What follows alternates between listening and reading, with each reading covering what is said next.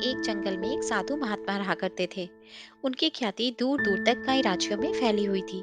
लोग उनके ज्ञान और समझदारी की वजह से उनसे प्रभावित होकर बहुत दूर दूर से उन्हें खोजते हुए इस जंगल में आ जाया करते थे। एक दिन दो युवक इन महात्मा जी की खोज में इस जंगल में आ पहुंचे, जहां एक बहुत ही सुंदर रमणीय स्थल पर महात्मा जी अपना गुरुकुल बनाकर रहते थे। वो दोनों ही इन महात्मा जी को अपना गुरु स्वीकार करके उनसे शिक्षा प्राप्त करना चाहते थे। महात्मा जी कई युवकों को शिक्षा दे चुके थे, लेकिन वे किसी भी युवक को शिक्षा देने से पहले उसकी कसौटी किया करते थे। इन दोनों युवकों को महात्मा जी ने देखा तो वो उन्हें अच्छे घर के लगे और उनकी परीक्षा लेने के लिए महात्मा जी ने तय किया। महात्मा जी ने दोनों युवकों से कहा कि मैं तुम्हें अपना शिष्य जरूर बना लूंगा, लेकिन उसके लिए तुम्हें मेरी एक शर्त पूरी करनी पड़ेगी। युवकों ने महात्मा जी से कहा कि आप जो भी कहेंगे हमें मान्य है।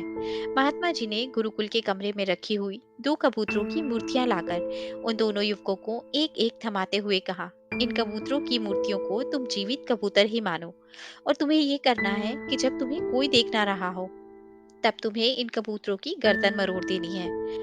जब तुम ऐसा करने में सफल हो जाओ तो मेरे पास चले आना। दोनों युवकों ने अपने अपने कबूतरों को ध्यान से देखा। दोनों ही कबूतर बहुत सुंदर से और उन पर बहुत अच्छे से रंग की आकृतियां बनी हुई थी। दोनों के मन में ख्याल आया कि इतनी आसान और सरल परीक्षा से गुरुजी हमें क्या सिखाना चाहेंगे। दोनों ने अपने अपने कबूतर लिए और अलग अलग दिशा में जंगल में चले गए। एक युवक जंगल में थोड़ी दूर गया, जहाँ एक सुनसान मैदान उसे दिखा।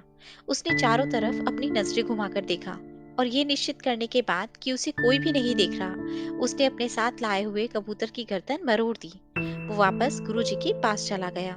दूसरा युवक भी जंगल में दूसरी तरफ एक सुनसान जगह पर पहुंचा और एक पेड़ के नीचे खड़ा रहकर हर तरफ से नजरें घुमाकर देखने के बाद जब वो कबूतर की गर्दन मरोड़ने लगा, तब उसकी नजरें अचानक पेड़ के ऊपर बैठे अन्य पक्षियों पर पड़ गई। क्योंकि उसे ऐसा करते हुए वो पक्षी देख रहे थे, इसलिए उसने कबूतर की गर्दन नहीं मरोड़ी।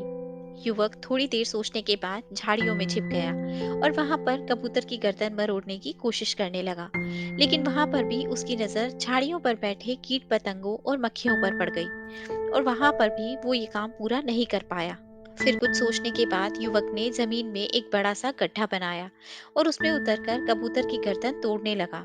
कबूतर की मूर्ति को छूते ही उसने देखा कि कबूतर की आंखें उसे देख रही हैं, इसलिए उसने कबूतर की मूर्ति की आंखें ढक दी।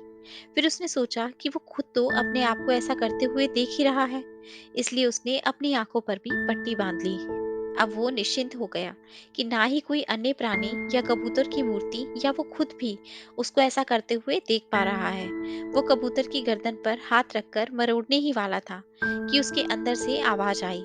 वो आवाज उसकी अंतर आत्मा की थी। युवक अब सब कुछ अच्छे से समझ गया था कि गुरुजी इस छोटी सी सरल सी दिख रही परीक्षा से उसे क्या शिक्षा देना चाहते थे। युवक बिना उस कबूतर की गर्दन मरोड़े ही गुरुजी के पास पहुंचा। गुरु के पास जाकर युवक ने गुरु से माफी मांगते हुए कहा कि गुरुजी, मुझे क्षमा कर दीजिए। मैं आपका दिया हुआ ये काम पूरा नहीं कर पाया, क्योंकि जब भी मैं ऐसा करने की कोशिश करता था तो मुझे कोई ना कोई देख रहा होता था। जब मैंने ये सुनिश्चित कर लिया कि बाहरी दुनिया में मुझे कोई देख नहीं रहा, तब भी मेरी अंतरात्मा और वो परमात्मा मुझे देख रहा था। इसलिए मैं इस परीक्षा में पूरी तरह से असफल हो गया। महात्मा जी ने उस युवक को शाबाशी देते हुए कहा कि तुम इस कसौटी में असफल नहीं बल्कि पूरी तरह से सफल हुए हो। इस कसौटी से मैं तुम दोनों को यही सिखाना चाहता था कि हम जो भी कार्य करते हैं वो उस परमात्मा से, उस परम शक्ति से कभी छुपा नहीं रह सकता। इसलिए हमें कोई भी कार्य उस परमात्मा को ध्यान में रखकर ही करना चाहिए, और जब हम ऐसा करते हैं तो हम कभी कोई गलत कार्य नहीं कर पाते। दोस्तों, आशा करती हूँ आपको ये कहानी अच्छी लगी होगी और ज़रूर कुछ नया सीखने को मिला होगा।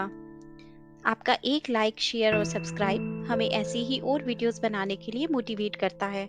इसलिए अगर अभी तक आपने हमारा चैनल सब्सक्राइब नहीं किया, तो प्लीज़ आप हमारे चैनल को सब्सक्राइब करें। आपसे कल फिर मुलाकात होगी एक नई कहानी के साथ। धन्यवाद।